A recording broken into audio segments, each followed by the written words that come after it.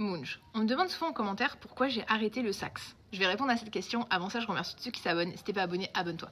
Donc effectivement, le Saxe a plutôt bien fonctionné pour moi puisque j'ai perdu 9 kilos. Et quand j'ai arrêté, j'en ai repris, je crois, 2-3. Je sais plus, faudrait que je re-regarde. La raison pour laquelle j'ai arrêté, c'est qu'en fait, c'est à prendre quotidiennement. Et que le Saxe, c'est un seul et même stylo, sauf que vous devez augmenter le dosage au fil des semaines. Et qu'à un moment donné, déjà, prendre tous les jours, c'était énorme. Et que la quantité prise était de plus en plus énorme. Et que ça me faisait que j'avais des bleus partout. C'est-à-dire que j'avais des bleus partout sur le ventre, j'avais des bleus partout sur les cuisses. Ça me faisait mal. Et en fait, c'était juste pas possible pour moi de continuer à prendre tous les jours.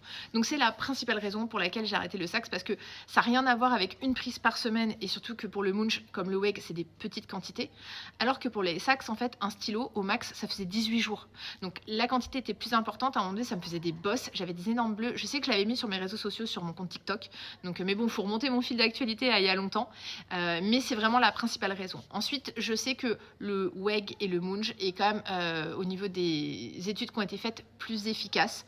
Donc, comme j'avais déjà pris un GLP avant, j'ai eu l'impression que c'était ça qui a fait que le Munch était moins efficace.